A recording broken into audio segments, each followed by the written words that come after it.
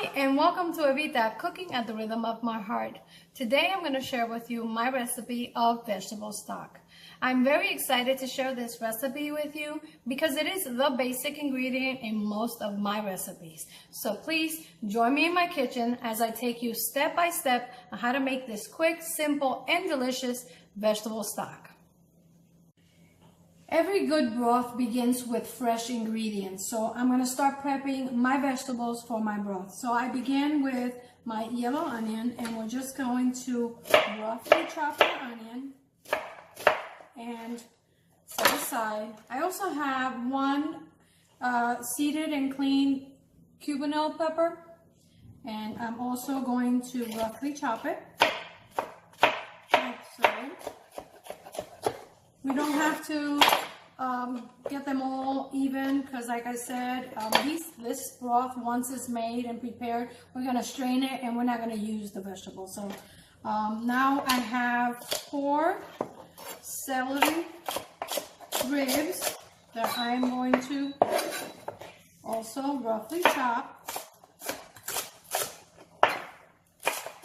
And I like to use this big cutting board because I can just chop my ingredients and set them aside. Okay. Now I also have here 2 large carrots, and we cut them in quarters, like so. And my knife is very sharp, so we want to be careful that we don't cut ourselves when we do this. So again, we'll do a rough chop on our vegetables. And this is the perfect opportunity to use the stalks of our cilantro and our culantro. So I have previously mentioned to you that I like to save my cilantro and culantro ends or the stalks for these type of dishes. So I have here my cilantro and culantro stalks that I'm going to roughly chop as well and add them to my pile of ingredients for the stock. So they've been cleaned already, so all I have to do is chop them roughly. You can leave them whole if you want, but I'd like to chop it so when I stir my pot, I don't have big stems of cilantro sticking out. So, and here we go. Now, here I have in this bowl the medley of the ends of the peppers that I have saved, and I keep mine when I cut my peppers in a zip bag like this, and I pop them in the freezer. So when I'm making my stocks, I pull them out and then I use them. So I have a combination of yellow, red pepper, green pepper, and like I said, I put these in the freezer and they're always ready for me to use in my stocks.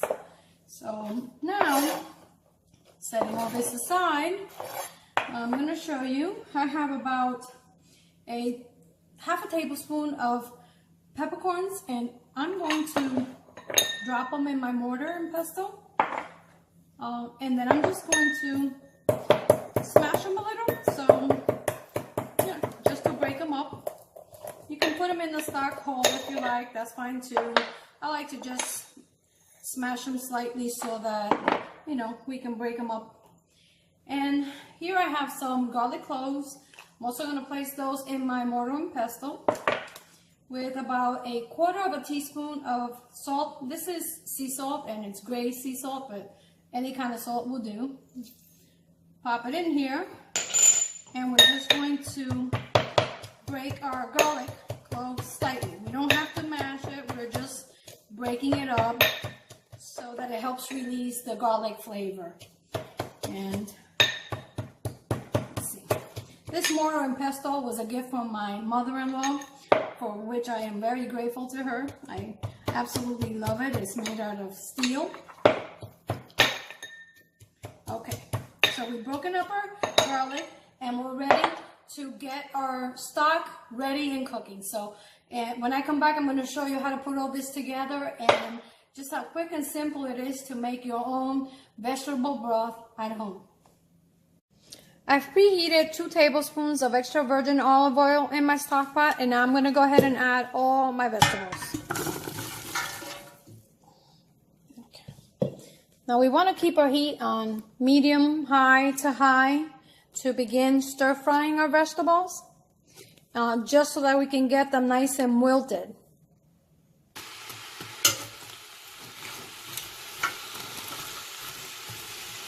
We want to just cook our vegetables until they're translucent and wilted, and that process takes a few minutes on high. This actually helps all the vegetables release their natural flavors.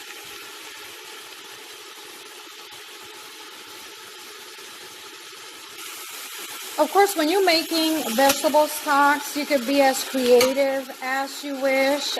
In the past, I've had the ends of broccoli and cauliflower that I did not use, so I keep them in the freezer, and when I'm making these kinds of stocks, I pull them out and I just throw them in there. So it is very versatile, and you can get as creative as you like and use any of the vegetables that you find that are, you know, useful and that you like in your stock.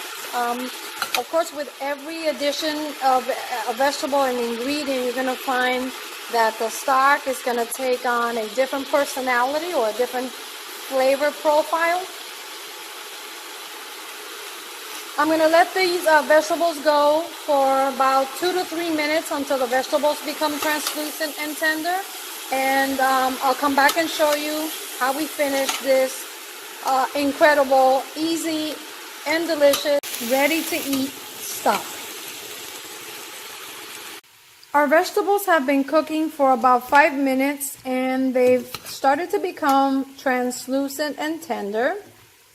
So now I'm going to add 2 tablespoons of all-purpose seasoning, or sazonador total.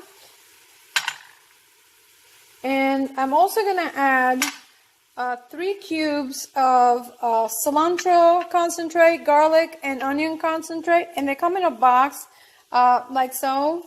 So I like to add these just to add a more intensifying flavor of the cilantro, garlic and onion, and I find that it just elevates the flavor of the stock. So we're going to put those in, and we are going to go ahead and mix it in with our vegetables, and our vegetables are looking quite nicely, and it smells absolutely incredible. Notice that at this time I have not added any salt to my stock, and that is because since I use this stock for most of my recipes, I like to control the amount of sodium or salt that I add to my dishes. So I prefer not to add it to my stocks. I find that it's best to, adjust the seasoning, when you're preparing the dish. Once this comes to a boil, we're going to go ahead and strain them.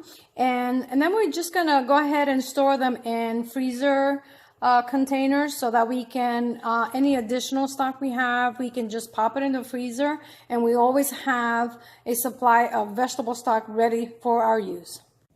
I strained the broth with a fine sieve, and as you can see, we have a nice clear broth, which is what we're looking for, a nice clean vegetable broth.